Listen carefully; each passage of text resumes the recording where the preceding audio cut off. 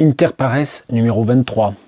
Aujourd'hui, c'est un peu particulier. D'abord parce que j'ai encore bougé le cadrage. Maintenant, vous voyez surtout la littérature africaine. Et aujourd'hui, d'ailleurs, si on parle de canon, si on parle de représentativité, si on parle d'invisibilisation, c'est vrai que moi, je suis toujours très sensible à la question de l'invisibilisation des traducteurs ou des traductrices, par exemple. Je suis aussi très sensible à la question de l'invisibilisation des auteurs de langues dites minoritaires ou de zones du monde qui sont parfois sous-représentés dans le marché littéraire, sur le marché littéraire, puis même dans la presse, etc., etc.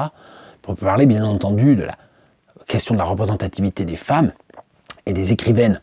Moi, depuis plusieurs années, j'ai été de plus en plus sensibilisé à ça, au point que j'ai essayé parfois de faire des séries qui étaient entièrement consacrées à des écrivaines, pour un peu rattraper le coup, parce que moi-même, je m'étais rendu compte que pendant des années et des années, je lisais très majoritairement des écrivains qui n'avaient pas de raison à ça, en fait.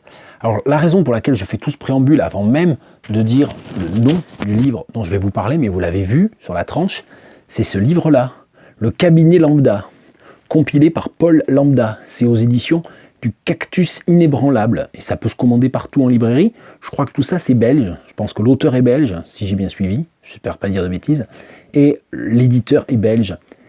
Et donc, Le Cabinet Lambda, le sous-titre, 5014 citations à siroter, croquer, injecter ou infuser. Alors, je dois d'abord dire que le livre m'a été envoyé par l'auteur lui-même, et je l'en remercie très vivement, très chaudement.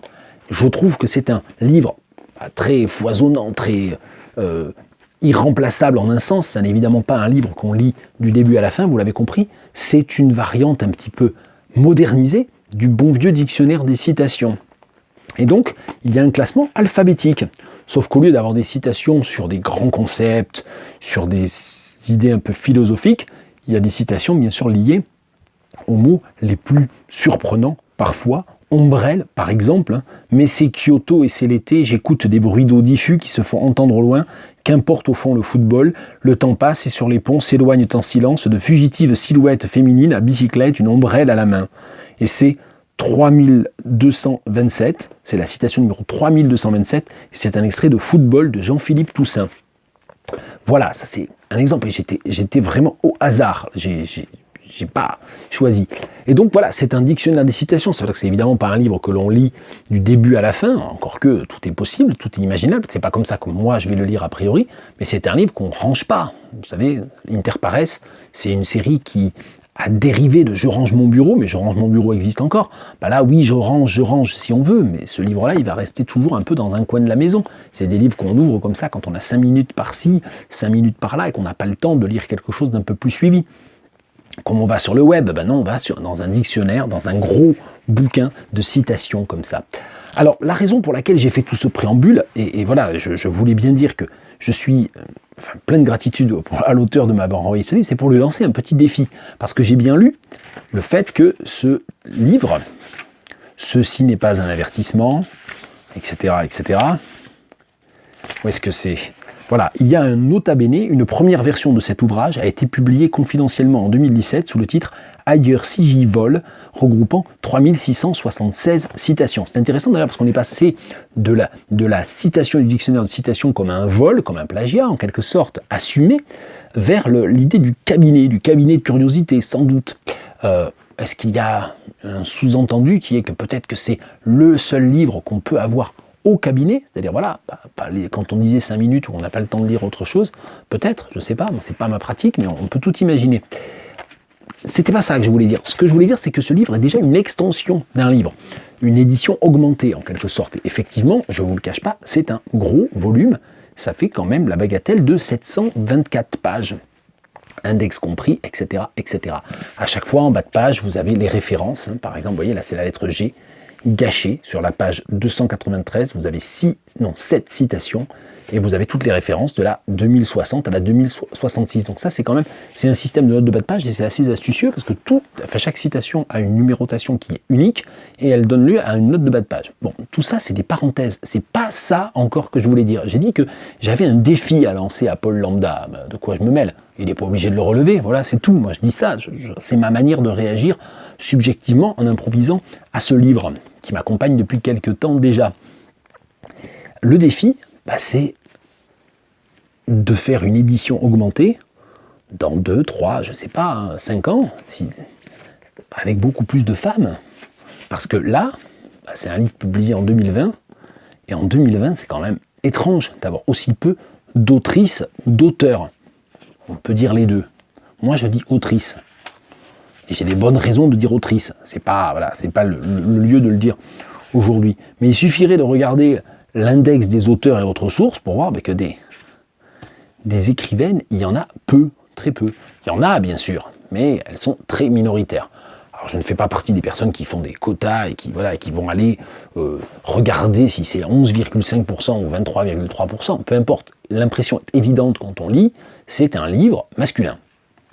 Ça, je pense qu'en 2020, enfin moi c'est mon opinion et je la partage, en 2020, ça n'est plus possible, ou pas de cette façon-là. Bien, comme on parle justement de cette question du corpus, eh bien, le livre auquel ce livre m'a fait penser, c'est ce livre-là. Bernard Delvaille, La Nouvelle Poésie Française. Alors attention, c'est chez Segers, c'est la Nouvelle Poésie Française, mais ce livre de Bernard Delvaille, il date de 1974. Moi, je l'ai découvert en 1993, presque 20 ans après sa publication, parce qu'en licence, j'ai dû suivre un cours que j'ai adoré, enfin je l'avais choisi d'ailleurs, c'était un module optionnel de ma 3e année d'anglais, et j'avais choisi un cours qui était en 4 parties, sur, de poésie française, de langue française. Et il y avait notamment un cours sur la poésie contemporaine. Et c'était ça, le livre de référence. Et moi, j'ai adoré travailler sur ce livre, j'y ai découvert plein de poètes. Et bien sûr, il y a quelques années, pas à l'époque où j'ai travaillé dessus, en 1993, ça paraissait normal. Dans les années 90, même en étant un petit peu... Je sais pas si j'étais politiquement avancé ou pas, non, j'étais pas émancipé politiquement, il faut croire que non, mais ça paraissait normal, on ne s'en rendait même pas compte.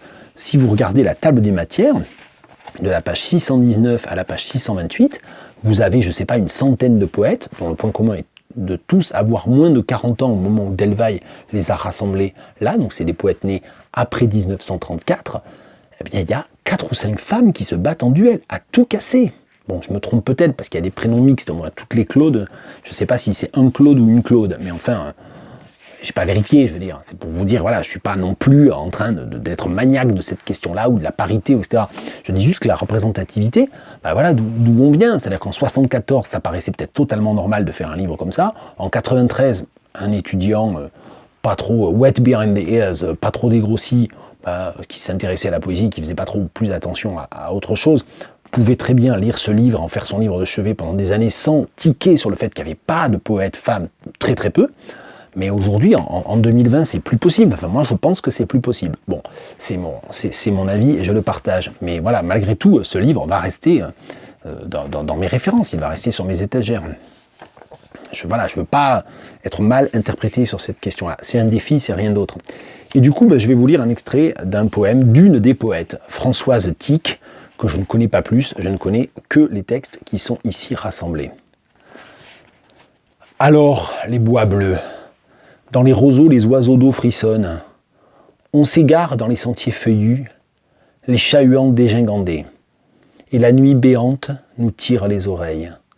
C'est la promenade dans les bois de la nuit, dans les bois de la Meuse, et pleine de colchiques mauves, tristes, nénuphars, soleil nu de l'étang.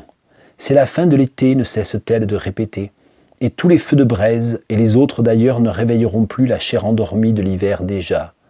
Comme si son discours pouvait se figer sur l'émergence d'une seule lettre, ce n'est qu'un regard passager qui frôle son bras, tendre son poing ouvert, sa paume douce vers mon visage, je dirige mon attention vers son visage imprimé sur les rideaux de sa fenêtre close.